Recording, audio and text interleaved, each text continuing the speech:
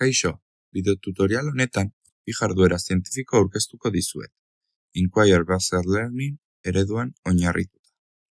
Jarduerak 5.8 azidoak eta baseak neutralizatzea eta 5.9 azido kantitatea disoluzio desberdinetan konparatzea izango dira. Bi esperimentu hauen bidez, ikasleek kolore aldaketen bidez azido eta baseak identifikatzen ikasiko dute, eta esperimentuen bidez ondorioak ateratzeko gaitasuna garatuko dute. Eta zergatik aukeratu duzue IBL eredua? IBL eredua aukeratu dugu ikasleen parte hartze aktiboa eta pentsamendu zientifikoa sustatzen dituelako. Galderak planteatzen dituzte, hipotesiak sortzen dituzte, datuak behatzen eta aztertzen dituzte, eta euren ondorioetara iristen dira. Jarduera hauek lantzen dituzten kontzeptu nagusiak hauek dira. Azidoak, baseak, pH-a, kolore aldaketak eta neutralizazioa. Eta horiekin batera, zientziaren izaeraren ezaugarriak eta materialen eredu sinpleak ere jorratuko ditugu. Gaitasunen artean, pentsamendu kritikoa, ahozko eta idatzizko komunikazioa, talde-lana eta ikerketa zientifikorako trebetasunak garatuko dira. Bestalde, eduki mailan ikasleek sustantzien arteko elkarreraginak eta aldaketak ulertuko dituzte, beti ere metodo zientifikoa oinarri hartuta. Jarduerak Inquiry in Action materialean oinarrituta daude, eta Euskal Autonomia Erkidegoko lehen hezkuntzako goi mailara egokituta daude, ikasgelan erraz aplikatu ahal izateko baliabide sinpleekin.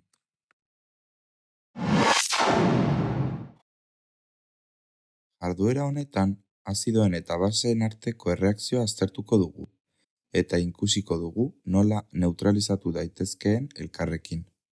Horretarako, azalore gorriaren indikatzailea erabiliko dugu, eta haren kolore aldaketak behatuko ditugu pH-aren arabera.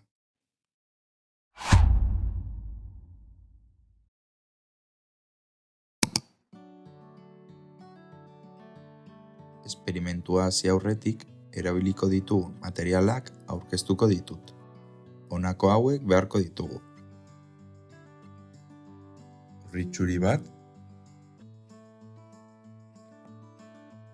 plastikozko 3 edalontzi,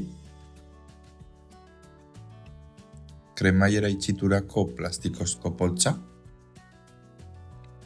aza gorriaren zatiak, detergente hautsak, kremor tartaro, errotulki permanente bat, oilaratxo bat, lau zotz, eta bukatzeko ura. Material hauek erraz lortu daitezke, eta segurua da ikasgelan erabiltzeko. Azalore gorriarekin indikatzaile soluzioa prestatuko dugu, eta horri esker kolore aldaketak ikusiko ditugu pH-aren arabera. Lehenik eta behin, gure esperimenturako indikatze naturala prestatuko dugu. Azalore gorriarekin egingo dugu. Horretarako, bi hosto txiki egingo ditugu, eta plastiko poltsa batean sartuko ditugu. Ondoren, ura gehituko diogu, gutxi gora bera edalontzi bat, eta poltsa itxi egingo dugu, airea ahalik eta gehienez ateraz.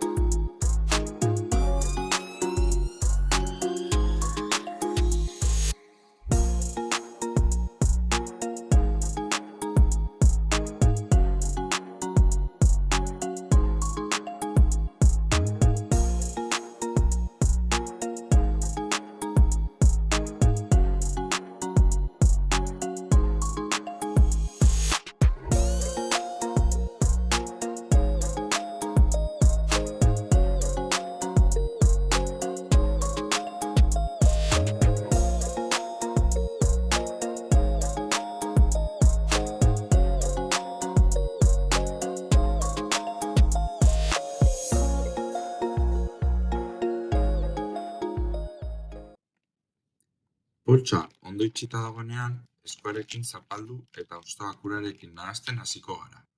Ura kolore urdin ilun bihurtu arte.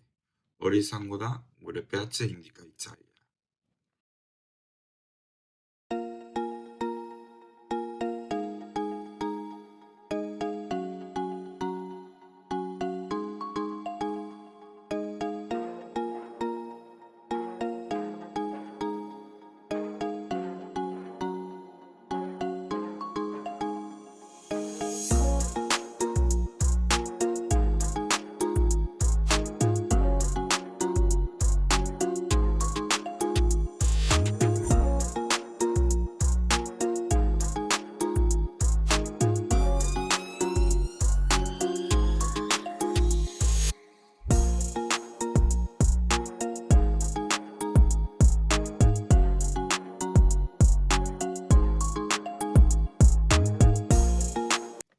Bukatzeko, poltsa pixka bat irekiko dugu eta likidoa edalontzi garden batera isuriko dugu. Hosto zatiak barruan utzita.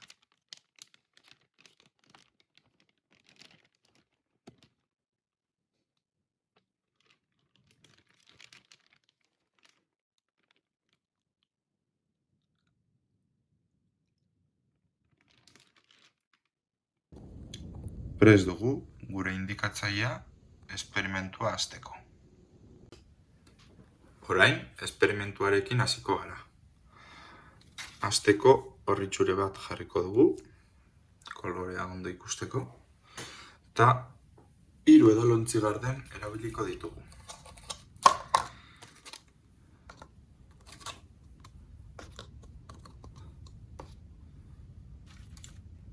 Edalontzi garden bakoitzean, 2 koilarakada indikatzaile soluzio isuriko dugu.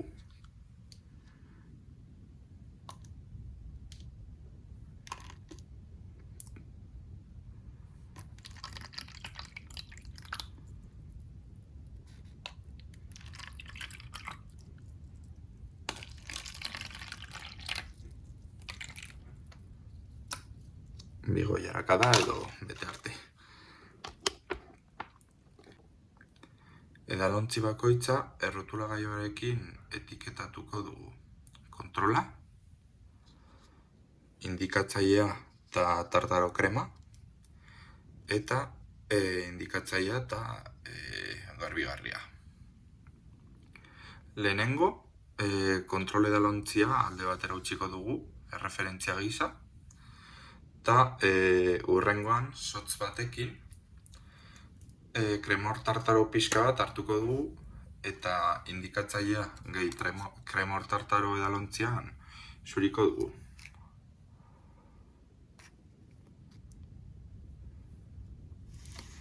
Polikinak nahaztuko dugu eta kolore aldaketa behatuko dugu.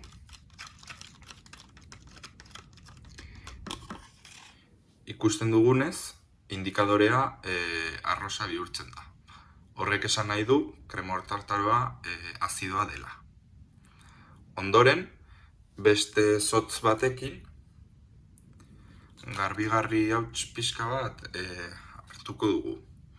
Eta indikatzailea gehi garbigarri edalontzian gehituko dugu.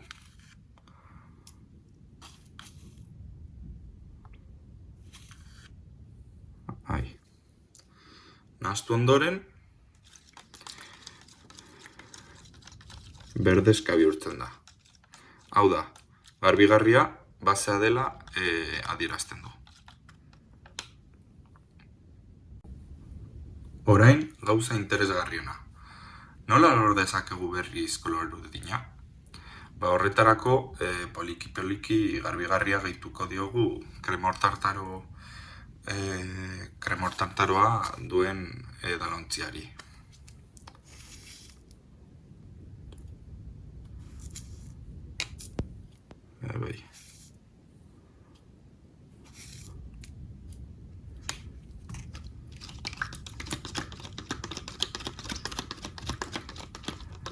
Pixkat gehiago.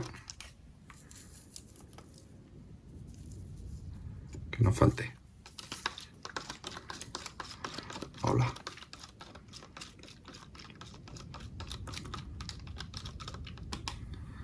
Orain kolorearen aldaketa aztertuko dugu. Momentu batean kolorea urdin bihurtzen da berriz. Hau da neutralizazio prozesua. Azidoa eta basea orekatzen dira, eta pH neutroa bihurtzen da. Gauza berdina egingo dugu indikadorea eta detergentea duen ontziekin. Kremor tartaro pixka bat botako diogu.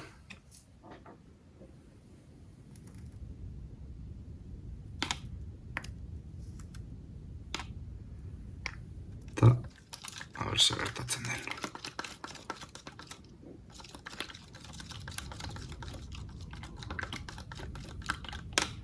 Pixkat gehiago.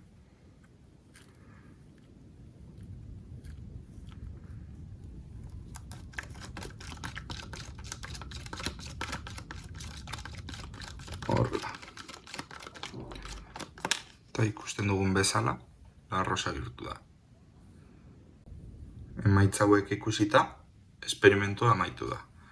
Eta emaitzak interpretatzeko eta ondoriak ateratzeko momentua iritsi da. Azkenik, irakasleak ikasleei hausnarketa eginarazi behar die. Zer gertatu da? Zergatik aldatu da kolorea? Zer esan nahi du neutralizatzea? Zer erabilgarritasun du honek eguneroko bizitzan? Galdera hauek baliagarriak izango dira haien ezagutza teorikoa praktikarekin lotzeko eta zientzia esanguratsua egiteko. Esperimentu hau egiteko unean, irakaslearen rola funtsezkoa da ikasleen jakinmina pizteko eta galdera gidatzeko. Jarduera hasi aurretik ikaslei galdetu diezakegu. Zer uste duzue gertatuko dela sustantzia hau gehitzen badugu? Edo nola lortu dezakegu kolorea berriz urdin bihurtzea? Horrelako galderekin hipotesiak sortzen laguntzen diegu.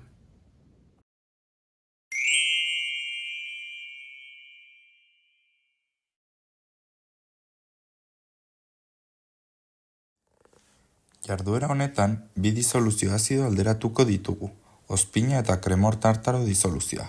Helburua da jakitea zein den azidoagoa, hau da, zein disoluziori gehitu behar zaion, oinarri gehiago neutralizazioa lortzeko. Horretarako azalore gorriarekin prestatutako indikatzailea erabiliko dugu, eta kolore aldaketak behatuko ditugu. Jarduera honek aukera ematen die ikaslei aurreikuspenak egiteko, kuantifikazio sinpleak erabiltzeko eta euren ondorioak eraikitzeko, beti ere IBL ikuspegitik, az gaitezen materialekin.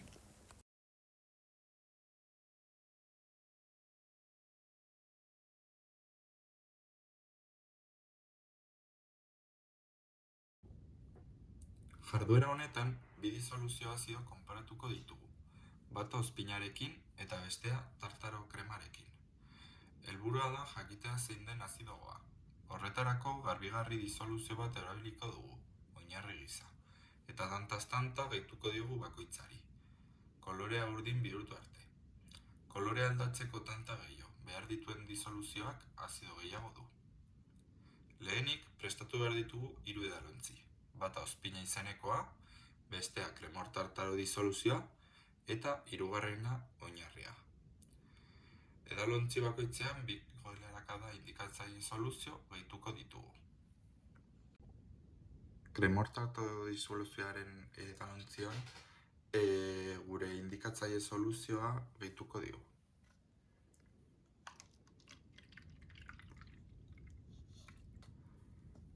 Eta kremor tartaro pixkat botako diogu.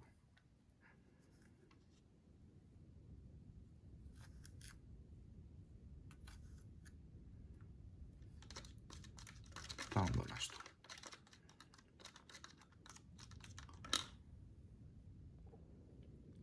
Detergente soluzioa egiteko ura eta detergente hautsak botako ditugu. Eta ondo nahastu.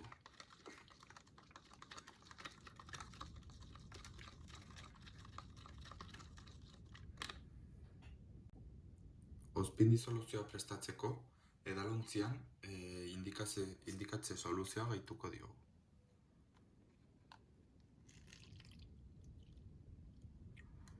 Eta ozpin tanta batzuk.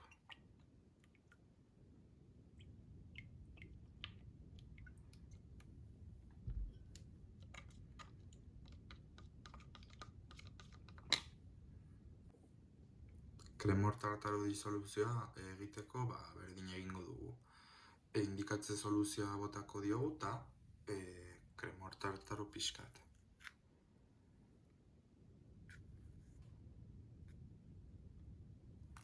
Eta hau nahastu.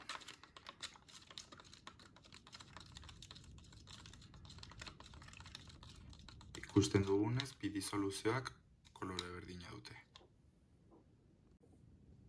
Kremor tartaro disoluzioa egiteko berdin egingo dugu. Indikatze soluzioa botako diogu eta kremor tartaro pixkat.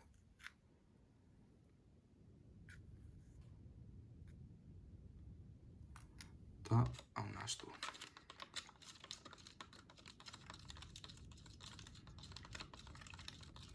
Ikusten dugunez, bi disoluzioak kolore berdina dute.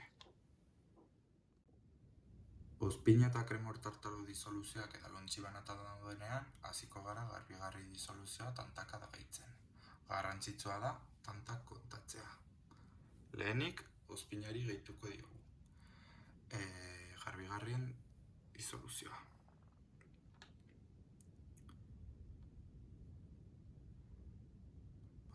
2, 3, 4, 5, 6, 7, 8, 9, 10. Eta nahastu. Ikusi dugunez, ozpinaren disoluzioa tanta gehiago behar izan ditu kolore aldatzeko. Eta beste aldetik, kremor tartaro disoluzioa tanta gutxiago behar izan ditu. Azkenik, irakasleak hausnarketa gidatu bat egin dezake. Zer esan nahi du tanta gehiago behar izateak? Zergatik da hori azidogoa? Zer aplikazio praktiko du honek eguneroko bizitzan? Horrela, ikasleek ondorioak ateratzen dituzte, eta zientziaren izaera ulertzen dute.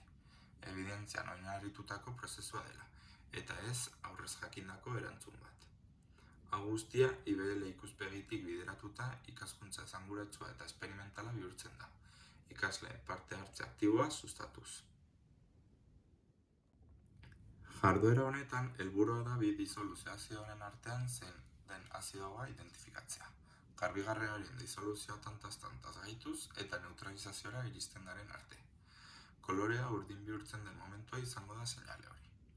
Irakaslearen rola funtsezkoa da jarduera honetan. Lehenik eta behin ikaslei galdetu behar zaie ea uste duten ozpinak edo kremor tartaro disoluzioak azido gehiago duen. Hipotesi bat formulatu behar dute, eta arrazoitu zergatik uste duten hori. Ondoren, ikasleek esperimentua egiten duten bitartean, irakasleak aldagaiak identifikatzen lagundu behar du. Aldagai independentea da gehitzen den garbigarri kantitatea. Mendeko aldagaiak kolorearen aldaketa eta pH-a dira. Eta kontrolpeko aldagaiak uraren volumena, disoluzio kontzentrazioa eta indikatzaile kantitatea dira.